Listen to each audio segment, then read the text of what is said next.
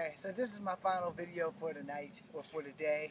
I may make more after class tonight, but it's like 1:30 p.m. So I need to go prep and get ready to go to hell, take a nap before school. Anyway, so if the guy throws a punch, and you get on this side and you pull him, boom, you throw a knee. Your target should be anywhere in this area.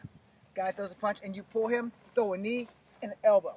Now this is for Kung Fu specifically. Those are Kung Fu moves. He throws a punch, you pull him, and now you throw a punch to the face. He comes here, you bring a knee. Alright? So you pull him, and that's a knee. Because he throws a punch, boom, you slam him into the pole.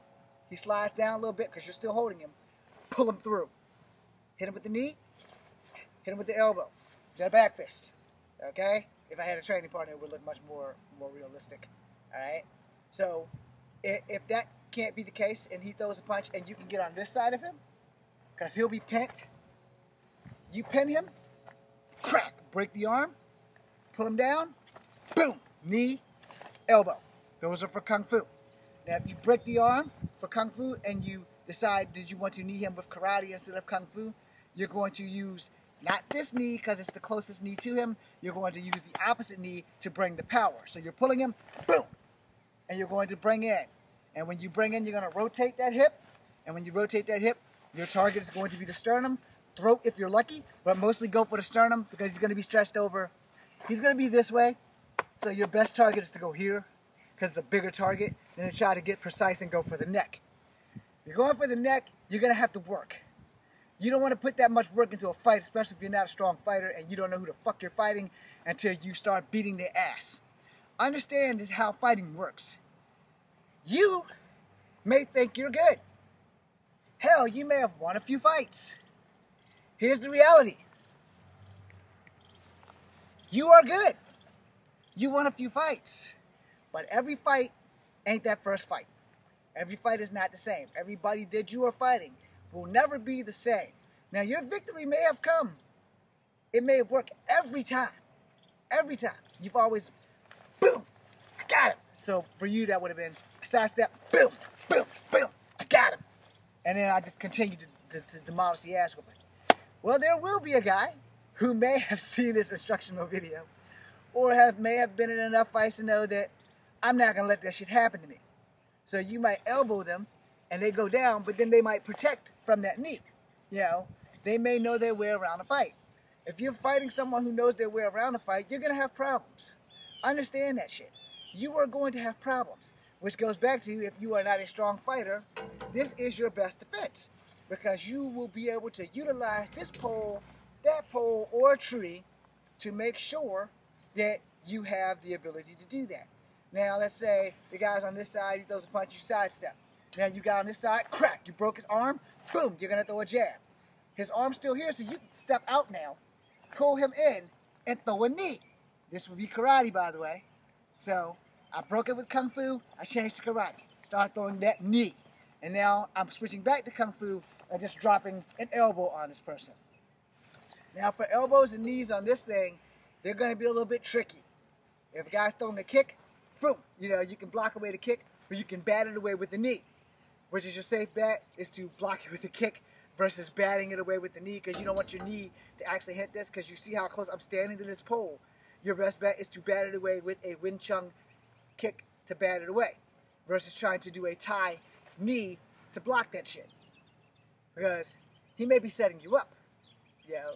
So you need to be aware that if you block this and then eat a right hand because he sets you up for seeing the foot, but not seeing his hand, where he's throwing something that looks like that. So you see the foot, but you don't see the hand, you get caught, boom, then you get caught again. And now he's gotten you far enough away from the pole that he is in between you and the pole. And now your life is in double jeopardy. In other words, double jeopardy, you're in deep shit. So, you don't want that. So, if you're going to block with this, your guard should be up. You know, because he's throwing a kick, boom, your guard's up. That's going to protect you from that hit that you didn't see coming. If you're going on this side, your guard needs to go with you. Boom, you're going to block that kick. Now, if you're going to use a knee, if he swings past, bam, you know, if you can pull him through, that shit's going to work. If he throws a punch and he swings through, boom, you can forearm him. Do not forearm the pole or the tree. You have to learn how to utilize shit. You're not going to be doing this.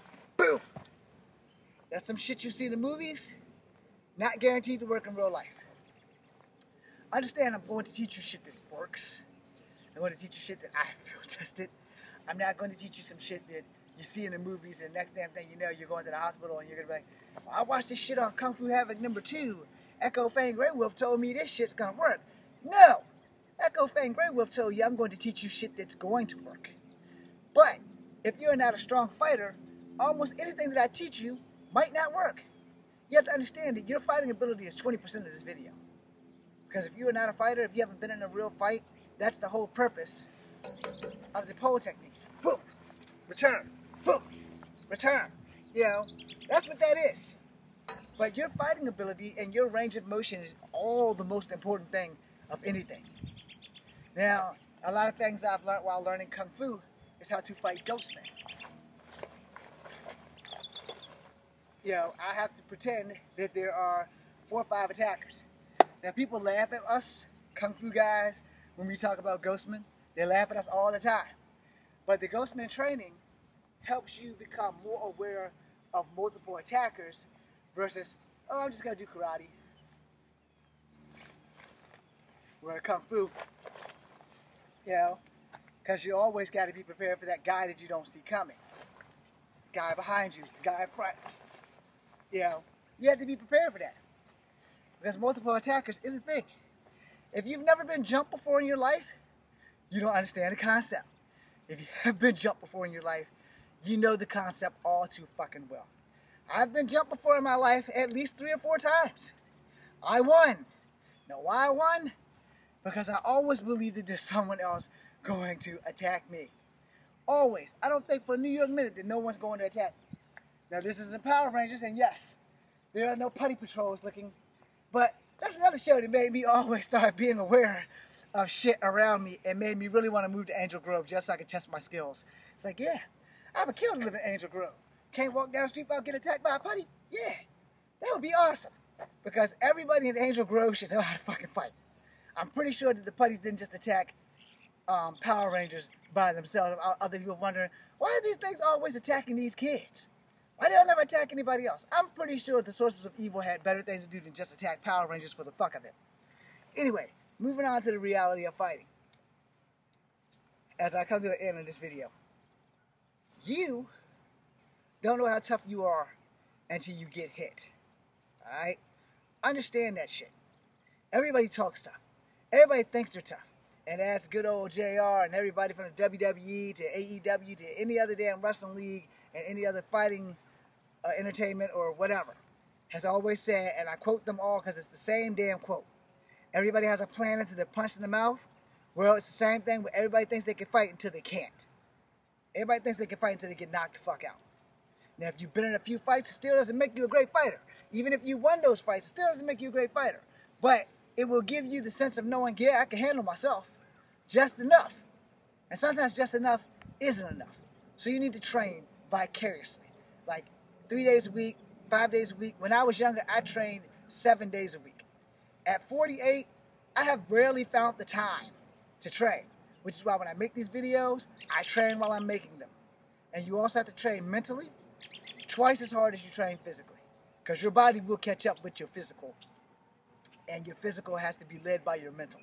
Once your body catches up with your mental and your physical, you're going to be in good shape. But you need to always be ready for everything and anything. Because you just don't know who's going to attack you. And you don't know where that person's coming from. You also don't know how good you are until you take one to the face. Now, I'm not trying to jinx myself. It's been a long time since I've been hit in the face.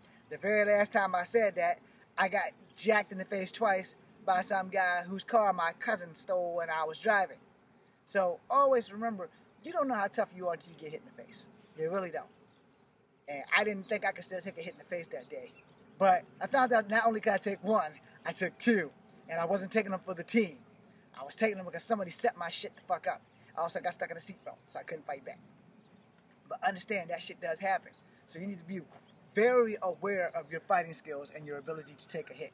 Because everybody thinks they're an MMA fighter until they get their ass kicked by an actual MMA fighter or a martial artist or somebody who's just damn fucking lucky. And that does happen too. You can lose a fight to somebody who don't know how to fight, like one fucking lick. That being said, I'm Echo Fan Grey Wolf. This is Kung Fu Havoc #2. My time with you is up. Thank you for having me. I'll catch you guys later. I'm going to post this shit right now.